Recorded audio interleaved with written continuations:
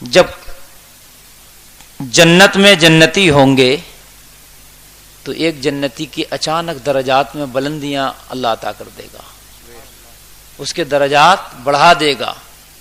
اچانک پوچھا جائے گا مولا یہ تو جنت میں ہے اور پھر اس کی بلندیاں اور درجات میں تو نے اضافے کیسے کر دیے؟ تو پتہ جواب کیا ملے گا؟ جواب یہ ملے گا یہ نیک اولاد چھوڑ آیا تھا، اس کی نیک اولاد نے اس کے لیے ایصال ثواب کیا، اس کے لیے کار خیر کیا، اس کی اولاد نے اس کے حق میں دعا کی، اس کی وجہ سے اللہ نے اس کے درجات میں اور بلندیاں عطا کر دی ہیں۔ سبحان اللہ بولو نا، توجہ کیجئے گا، میں تقریر شروع کر رہا ہوں، آپ بالکل قیچ کیجئے گا، ٹھیک ہے؟ جو اللہ نے آپ کو دماغ دیا ہے اس سے اچھا کوئی میموری کارڈ دنیا میں نہیں بنا، اور جو اللہ نے آپ کو آنکھ دی ہے اس سے اچھا کوئی کیمرہ نہیں بنا۔ بات سمجھ رہے ہیں کہ بھائی یہ ایچ ڈی نہیں، ایچ ڈی کا بھی باپ ہے یہ کیمرہ جو آنکھ والا ہے، اور یہ جو دماغ ہے نا اس کی جی بی نہیں ہوتی، یہ انلیمیٹڈ جی بی ہے، اس میں جتنا چاہو بھر لو پھر بھی خالی رہتا ہے۔ بات ہے کہ نہیں بھائی؟ موبائل ہمارا 50 G B, 128 G B, 260 G B, لیکن دماغ کی آج تک کسی انجینئر نے، کسی سائنٹسٹ نے جی بی شمار کی ہے کہ کتنا جی بی ہے دماغ؟ یہ تو جتنا استعمال کرو اتنا ہی بڑھتا رہتا ہے۔ حافظ، قاری، مولانا، مفتی، ڈاکٹر، انجینئر، ماسٹر، یہ وہ سب بن جاؤ، پھر بھی اگر کوئی چیز یاد کرے گا تو اس کے جلدی یاد ہو جائے گی بغیر پڑھے لکھے کے مقابلے۔ اسے تو جتنا استعمال کرو اتنا ہی تیز ہوتا ہے یہ۔ تو اچانک اللہ اس کے درجات میں بلندی عطا کرے گا، اس لیے ایک نیک اولاد چھوڑ کے گیا تھا، دنیا کے اندر اچھے کام کیے، اس کی اولاد نے ایصال ثواب کیا، اپنے والدین کے لیے صدقہ کیا، اللہ نے درجات میں بلندیاں عطا کر دی ہیں۔ اے لوگوں کان کھول کے سنو، اگر اولاد کو اچھا چھوڑ کے جاؤ گے، اگر اولاد کو نیک چھوڑ کے جاؤ گے تو مرنے کے بعد اولاد کا تو فائدہ ہوگا مگر اس سے زیادہ تمہارا فائدہ ہوگا۔ واہ سبحان اللہ سبحان اللہ۔ بے شک ہو گئی فائدہ، مزے میں ہوگی اولاد، لیکن فائدہ تو تمہارا بھی ہوگا۔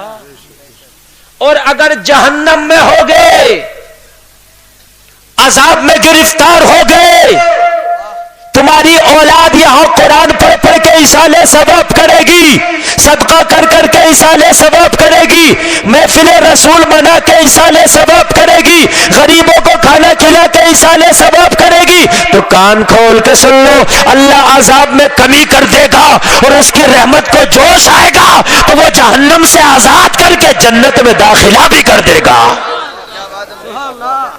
اس کی رحمت سے کوئی بعید نہیں ہے، دونوں کام کر دے گا۔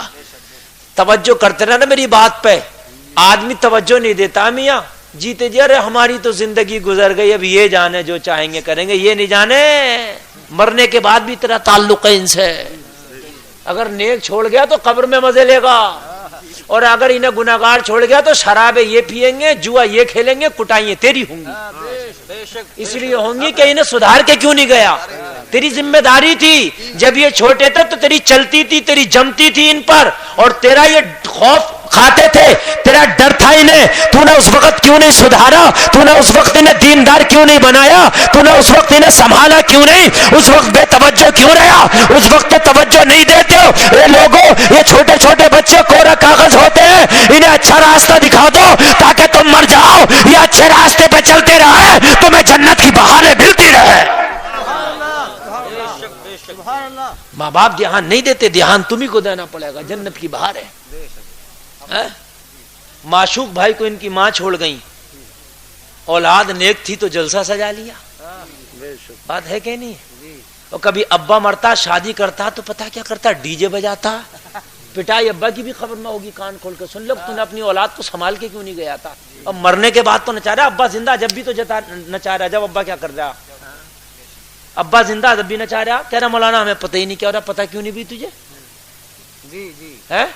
بیٹے سے کہہ کہ لڑکے نہیں ماننے، بھائی کیوں نہیں مانیں گے لڑکے؟ کہ جتنی زمین ہے ایک بسا بھی نہیں دوں گا تجھے، دیکھوں کیسا نہ مانے گا، گھر میں بھی تجھے حصہ نہیں دوں گا، نچا ڈی جے، اور میرے گھر میں تو شادی کر مت، کرنا تو الگ کرو، جب اتنی نہ چلے تو کہ میں تیری شادی میں نہیں جاؤں گا، نکل جا گھر سے کہیں۔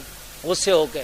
اس بات پہ غصے ہونا بھی جنت دلا دے گا. بے شک بے شک سبحان اللہ حق بات ہے. غصہ نہیں ہونا چاہیے مگر کچھ چیزیں ایسی ہیں جہاں غصہ ہونا کام کرتا. سمجھ رہے ہیں آپ؟ مگر کسے پڑی ہے میاں کہنے لونڈے نہیں ماننے بیٹے نہیں ماننے. کیوں نہیں مانیں گے؟ مناؤ نا, تم اپنی کوشش تو کرو.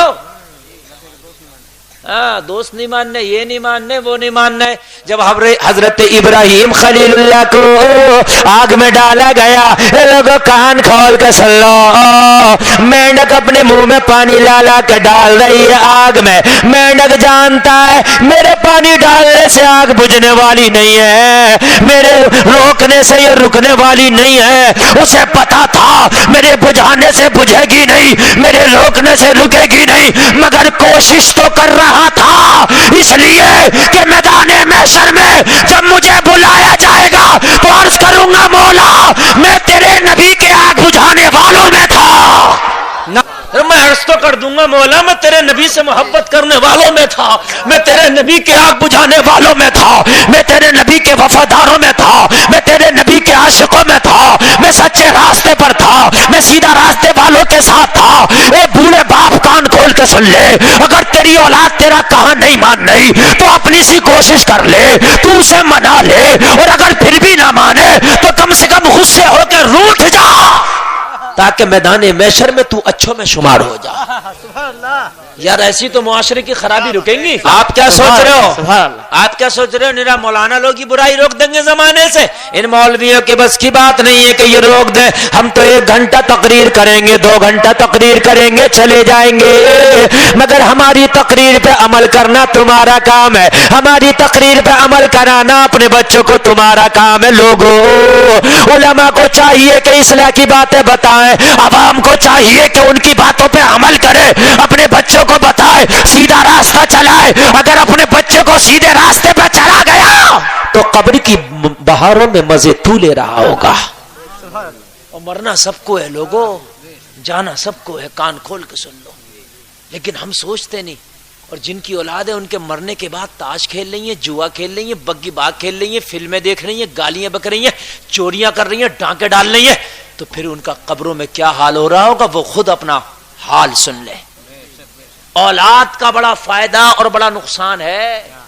ہاں یہ کان کھول کے سن لیجئے, اولاد جو ہے ایک طریقے کا صدقہ جاریہ بھی بن جاتی ہے, اور ایک طریقے میں جہنم میں لے جانے کا راستہ بھی بن جاتی ہے.